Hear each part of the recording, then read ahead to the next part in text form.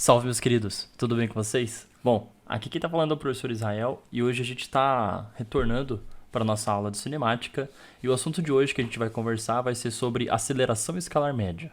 Ou, retomando alguns assuntos do que a gente estava conversando nas últimas aulas, a gente falou bastante sobre velocidade média, né, que é uma razão do espaço percorrido pelo tempo, né, pelo tempo que você gastou para percorrer esse espaço. E a aceleração nada mais é que a modificação da velocidade por um determinado tempo, a variação da velocidade entre dois pontos depois de um determinado tempo. Ou seja, nos exercícios anteriores que a gente fazia do MUV, né, do movimento retilíneo uniforme, MRU, a gente trabalhava com exercícios onde a velocidade era constante, ou seja, ela não se alterava em função do tempo, né? Ela permanecia constante, não importa o tempo que o nosso bonequinho, que o nosso móvel continuasse andando. Aqui no caso já é bem diferente, porque a partir do momento que nós temos a aceleração envolvida, nós temos uma modificação da velocidade. Uma forma de você observar muito clara a aceleração de algum objeto é você estar dentro do carro. O carro ele tem os pedais dele lá, e o primeiro pedal que dá o, o, o primeiro start no carro para ele começar a andar e modificar a sua velocidade é o acelerador. Você pode observar que a velocidade do carro não se mantém constante. Ela vai alterando, você vai acelerando e desacelerando conforme o seu trajeto. Tá? Isso é bem importante porque mostra que a velocidade não se mantém um valor único do início ao fim. Ela vai se alternando de acordo com o seu trajeto, de acordo com a pista que você estiver andando, enfim. E de acordo com as leis também de trânsito, né, que estiverem no local. Então, a definição clara aqui de velocidade, de aceleração, é a gente considerar o nosso pequeno carrinho aqui, ele está se movimentando nessa trajetória retilínea, onde o nosso S0, eu já converti os nossos espaços aqui no eixo para S e S0, para a gente começar a trabalhar de maneira mais usual, né, utilizando a equação do sorvete, do sorvetão, que aí fica mais fácil para a gente conseguir trabalhar também do que ficar às vezes trabalhando com X, a pessoa às vezes confunde. Mas entendo que pode ser X, pode ser S, pode ser E como espaço, enfim. A maneira que você achar mais fácil para você resolver os seus exercícios, né?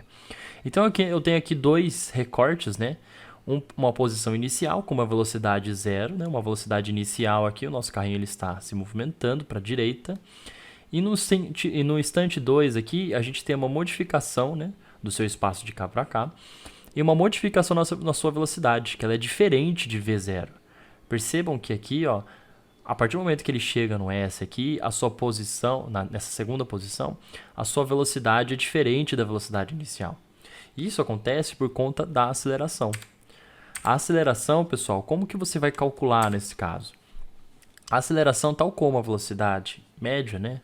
Ela também é uma razão. Só que nesse caso, em vez da razão do espaço que você vai calcular, vai ser a razão da sua velocidade em função do tempo. A razão da sua velocidade com o tempo. Ou seja, a sua velocidade, a sua aceleração vai depender do tempo também e da velocidade. No caso aqui, a gente tem, ó, de novo o símbolo delta, que é esse triângulo aqui. Não se esqueçam que o delta significa variação. E variação, nesse caso, é o final menos o inicial. Então, a variação da velocidade, a gente tem aqui que é V menos V0. E aqui, a variação do tempo é T menos T0. O tempo final menos o tempo inicial, certo? O que nós temos aqui para vocês acabarem, algumas unidades para vocês anotarem e não se perderem, que é muito fácil. A velocidade, pessoal, ela vai ser medida em metros por segundo, tá? E tanto a velocidade inicial quanto a velocidade final, elas vão ser medidas em metros por segundo. T e o T final também serão medidos em segundos. Os dois serão medidos em segundos. A aceleração, que é a aceleração escalar média, que é o nosso Azinho aqui, ela vai ser medida em metros por segundo ao quadrado, tá? Essa é a diferença da nossa aceleração. Ela varia, em vez de variar por segundo, ela varia com o quadrado do segundo. Ela já varia diferente da nossa velocidade, porque ela já tem um quadrado no seu tempo. E por que é quadrado aqui?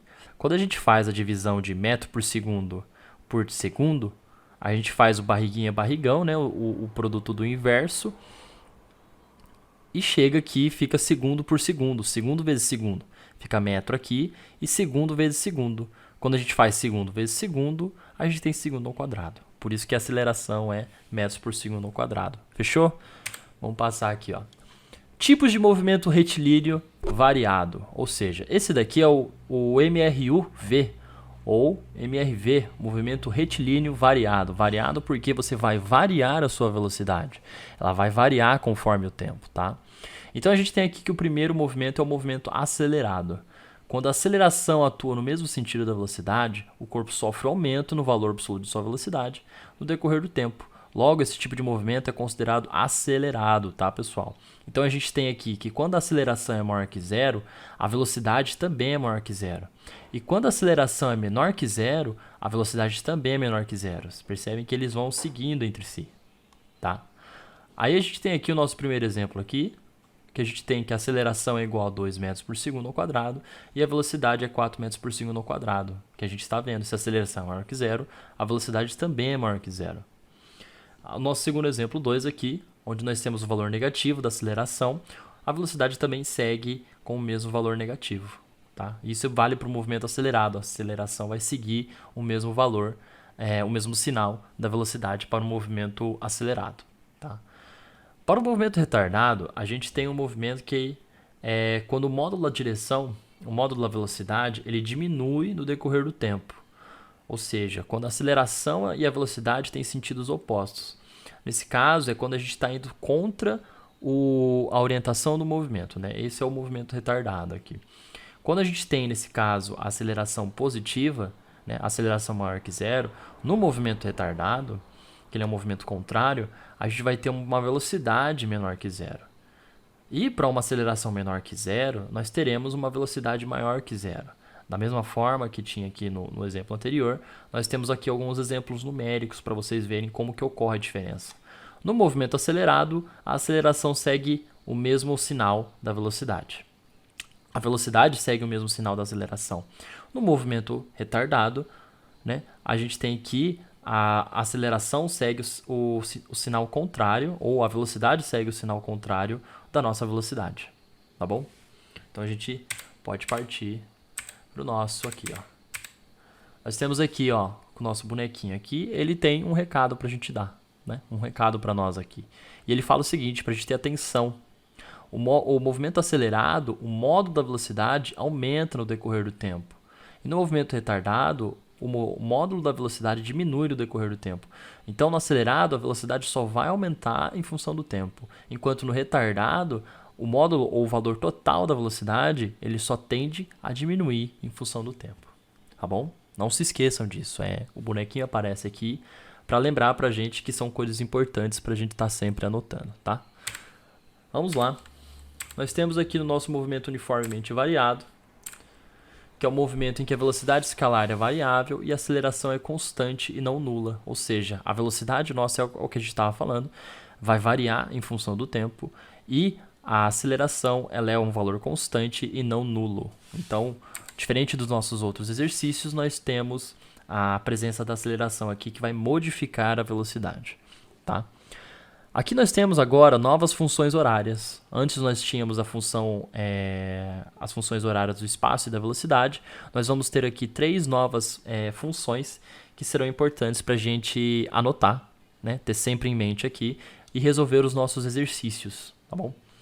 Primeiro, nós temos a equação horária da velocidade. Ela permite saber a velocidade instantânea da partícula em um determinado instante t, ou seja, a velocidade de uma partícula dentro de um determinado trajeto aqui, né? Se a gente pegar esse recorte do nosso trajeto aqui e fazer um recorte desse tempo, a gente pode, através dessa equação aqui, que é o vovó até, que você pode falar, que é V igual a V0 mais AT, ou vovó até, você pode nomear ele de qualquer jeito que fique mais fácil para você guardar na sua cabeça, mas é a equação da função horária da velocidade. É V igual a V0 mais AT, onde V é a velocidade final, V0 é a velocidade inicial, mais a aceleração vezes o tempo. Então, a partir do momento que você tem os dados para jogar aqui no exercício, você consegue descobrir a velocidade da partícula em um determinado instante, ou seja, em um determinado segundo.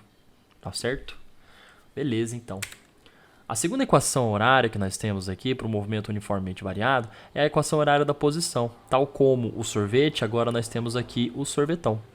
Ela permite determinar a posição escalar de uma partícula em um intervalo de tempo t. Então, quando você tem aqui um intervalo de tempo, um recorte do nosso carrinho entre dois instantes, instante S0 e instante S, nós podemos determinar a posição escalar da partícula durante esse intervalo de tempo aqui entre essas duas posições.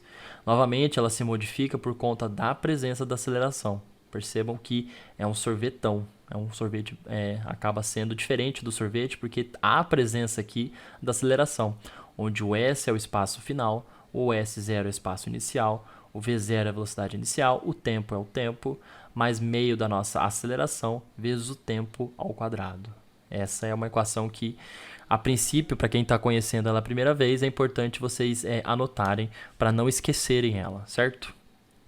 A terceira equação, que também é muito importante, mas é fácil de você esquecer, é a equação de Torricelli, que ela relaciona o deslocamento escalar com a variação de velocidade sem a necessidade do tempo. É a famosa sem tempo, irmão.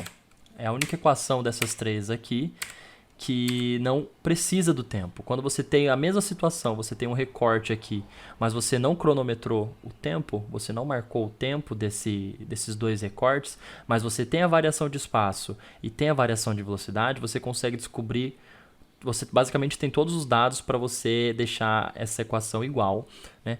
Deixar ela como uma igualdade, e você consegue descobrir qualquer coisa a partir desses dois dados, né? Se você tem três dados, né? A aceleração, o espaço e a velocidade, você consegue descobrir tudo aqui através dessa equação, que é muito útil, porque alguns exercícios eles não te fornecem o tempo, e quando você está sem tempo, você usa Torricelli, certo?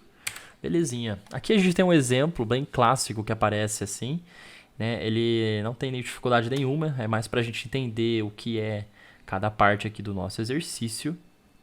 Então, nós pegamos aqui, né? Ele fala que uma partícula desloca-se em movimento retilíneo uniformemente variado de acordo com a seguinte equação horária das posições. Ó, uma equação da posição, o sorvetão esse daqui. Em unidades do SI. Aí ele fala pra gente o seguinte: qual que é a posição inicial dessa nossa partícula? Ora, a posição inicial é o nosso S0. A gente pega aqui, ó, a alternativa A, escreve a nossa equação e escreve esse exercício aqui, esse recorte da equação que ele nos deu. Só para a gente fazer uma comparação. Escreve igualzinho assim a equação do sorvetão e escreve a equação que o exercício te deu, a função horária que o exercício te deu. E vai comparando, ó, S, tempo e tempo, velocidade e velocidade, aceleração, aceleração. Quem que é o espaço aqui? O espaço inicial. Aqui é o 32. Então, a gente tem aqui o nosso x0, ou o nosso S0, aqui que faltou eu só escrever S0, é 32 metros, tá? Mole essa daí, não tem nenhuma dificuldade. A letra B, ele fala pra gente perguntar, ele pergunta pra gente a velocidade inicial. A velocidade inicial a gente faz a mesma coisa, faz o espelhamento aqui, ó. Escreve a nossa equação horária do espaço, escreve a equação que o exercício te deu, a função que o exercício te deu, e faz a comparação, ó. Quem que tá perto aqui do nosso tempo a primeira vez é a velocidade inicial. Então, a velocidade inicial aqui é menos 15 metros por segundo ao quadrado. Tá? Desculpa, menos 15 metros por segundo, não metros por segundo ao quadrado, porque é velocidade. E a alternativa C, ele fala para a gente achar a aceleração. Novamente, a gente faz o recorte aqui da nossa equação, né, do sorvetão, escreve a equação do sorvetão e compara com a nossa equaçãozinha aqui, essa função do espaço que o exercício nos deu. A gente tem que lembrar que pelo sorvete aqui, pelo sorvetão, é meio da aceleração. Se aqui é 4, quer dizer que esse valor já é cortado pela metade já. Então, o valor real da aceleração é o dobro desse, que é 8 metros por segundo ao quadrado. Tá bom? É isso daí, não tem muito segredo esse exemplo aqui. Ele é mais para você reconhecer quem que é o espaço, quem que é a velocidade. Dentro da equação, né, você identificar quem são eles. E é interessante para vocês acabarem fazendo esse reconhecimento desse novo território. Tá bom? Seguimos. Quando a gente tem um movimento vertical no vácuo, a gente tem que analisar a situação com um pouquinho mais de delicadeza. A gente tem que um corpo, quando é lançado verticalmente no vácuo, ou para cima ou para baixo, ele sofre a ação de uma aceleração, né? Que a gente chama de gravidade. E toda vez que a gente joga um corpo ou para cima, ou a gente joga ele de uma certa altura, ele sofre a ação de uma aceleração também. Ou seja, há uma modificação da sua velocidade por conta, desse caso, da aceleração da gravidade. Então nós temos aqui no movimento de subida, né, nós temos aqui todo o processo, né, de subida e descida da nossa bolinha de altura máxima, onde a altura máxima aqui nesse caso a gente tem que lembrar que não há velocidade, né, a velocidade final da nossa bolinha quando ela é jogada de baixo para cima, a velocidade final dela é zero, e aí ocorre a mudança do sentido do movimento. Então nós temos aqui redução do modo da velocidade, né? Nesse caso aqui, esse aqui é o movimento retardado, onde a velocidade nossa vai ser positiva, mas a aceleração vai ser negativa nesse caso. E aqui vai ser um movimento acelerado, onde nós temos tanto a aceleração quanto a velocidade positiva, porque estarão no sentido do movimento. Tá? Vamos seguindo aqui. Ó. Então nós temos aqui um corpo, quando ele está em movimento vertical para cima, ele está sujeito à aceleração da gravidade. E ele tem modo de velocidade reduzido durante a subida, constituído de um movimento retardado. Ó. Novamente, o movimento é retardado e acelerado voltam aqui. Quando a gente está no movimento vertical para baixo, faz uma orientação para baixo, e sujeito novamente exclusivamente à aceleração da gravidade, a gente tem modo de velocidade aumentado durante a descida, sendo considerado um movimento acelerado. Pessoal, é importante considerar do porquê que a gente está fazendo um movimento vertical no vácuo. É interessante a gente trabalhar no vácuo porque existem ausências. Quando a gente trabalha no vácuo, não há ausência de forças externas, que nesse caso aqui, se a gente for trabalhar com a vida real, a gente trabalha com a resistência do ar, a brisa, o vento. Existem muitas situações que acabam atrapalhando todo o desenvolvimento do exercício. Então a gente trabalha com uma situação hipotética que vai sempre considerar esse exercício aqui no vácuo, onde tem ausência de forças externas, que nesse caso o que dá mais trabalho é a resistência do ar, que é mais uma incógnita aqui para você trabalhar, que vai atrapalhar o seu desenvolvimento do exercício. Tá? Mas boa parte dos exercícios, se não todos os exercícios, eles trabalham com essa consideração de movimento vertical no vácuo, onde há ausência das forças externas que atrapalham o desenvolvimento do exercício. Tá bom? Vamos partir aqui. Ó. Se a gente pegar essa aqui, ó, quando a gente orienta a trajetória para cima, enquanto o nosso corpo sobe, a velocidade é positiva. Então, ó, a orientação da nossa trajetória, no nosso primeiro exemplo aqui, é para cima. Ele vai de baixo para cima. Então, a velocidade dele é positiva, que a gente vai jogar, então a velocidade dele é maior que zero. Só que como o movimento de subida é retardado, né, ele está indo A e V, eles devem ter sinais contrários, né, porque a aceleração vai estar contra o sinal do meu movimento, contra a orientação do meu movimento, percebe? Então, é um movimento retardado. Então a gente tem aqui que quando o corpo desce, a velocidade é negativa, porque está indo de novo contra o sentido do movimento. E como o movimento de descida é acelerado, A e V devem ter os mesmos sinais. Então, se V é menor que zero, então a aceleração também é menor que zero. Ó, lembra que eu falei que na subida é um movimento retardado porque está indo contra, né? Está indo diminuindo, a aceleração está indo contra. E na hora da descida, quando o movimento ele vai ganhar velocidade, nesse caso, a gente tem que lembrar do sentido da orientação. Então, a gente tem que ter muita atenção que, nesse caso, quando descer, a aceleração e a velocidade terão o mesmo sinal, e na hora de subir, eles terão sinais diferentes. Tá? Quando a gente pega e orienta a trajetória para baixo, a gente tem que a velocidade do nosso corpo, na hora da subida, é negativa. Mas como, novamente, o movimento de subida é retardado, a gente tem que o contrário nesse caso, que a aceleração nesse ponto vai ser positiva. Mas a gente tem que sempre lembrar que é por conta do sentido da orientação dessa trajetória. A gente precisa lembrar disso, porque orientando o sentido da trajetória vai orientar esses sinais de movimento retardado e movimento acelerado. Tá bom? A gente tem que sempre lembrar. Novamente, na descida a gente tem um movimento acelerado, então a aceleração deve ter o mesmo sinal da nossa velocidade. Tá bom? Não tem muito segredo aqui. Aqui vai ter algumas equações que a gente pode usar Para quando tiver alguns exercícios, vocês podem utilizar aquelas 3 equações do movimento uniformemente variado, que você consegue resolver todos os exercícios envolvendo esse tema. Mas existem algumas manipulações algébricas que facilitam as nossas contas e chegam muito mais rápido no coração do exercício, né? Porque alguns exercícios perguntam uma determinada situação, e essas equações elas são situações ocasionais através desses exercícios. Então nós temos aqui o primeiro caso, que é quando precisamos saber a altura máxima. Que quando a gente tem um corpo velocidade para cima, a altura máxima é atingida quando há inversão no sentido do movimento. Então quando a gente tem nosso corpinho aqui, ó, nossa bolinha sendo jogada lá para cima, a partir do momento que ela chegar no topo e ocorrer a inversão desse movimento, ou seja, deixar de subir e começar a descer, esse ponto é a altura máxima, é a maior altura que ela vai atingir. Como que você descobre a altura máxima dentro desse exercício? Bom, você pode utilizar a equação de Torricelli, porque não tem tempo, não precisa do tempo, você tem a aceleração da gravidade, você tem o seu espaço, né, que é a sua altura máxima no caso, e você tem as velocidades aqui do nosso exercício. Então, quando a gente faz a nossa manipulaçãozinha algébrica aqui, ó, substituindo ΔS pela altura máxima, sabendo que a velocidade final no topo é 0, a gente faz as nossas manipulações aqui e chega que a altura máxima é uma razão entre a velocidade inicial ao quadrado dividido por 2 vezes a aceleração, que nesse caso é a gravidade. Tá bom? Quando a gente quer saber o tempo de subida, a gente utiliza o mesmo princípio do exercício anterior, né? Que nesse caso a gente queria saber a altura, mas a gente pode escrever o tempo de subida como essa função aqui, lembrando da orientação da trajetória, tá?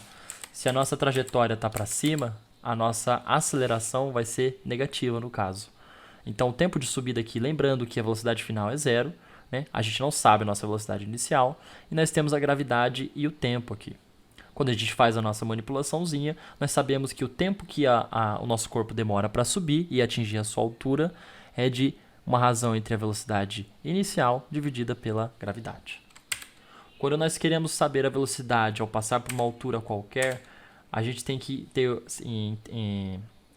em mente que a gente tem que orientar a trajetória para cima, e usando o Torricelli, né, que novamente a gente não precisa do tempo, a gente consegue descobrir a velocidade da nossa bolinha, principalmente a velocidade final, partindo de uma altura qualquer, diferente da altura final.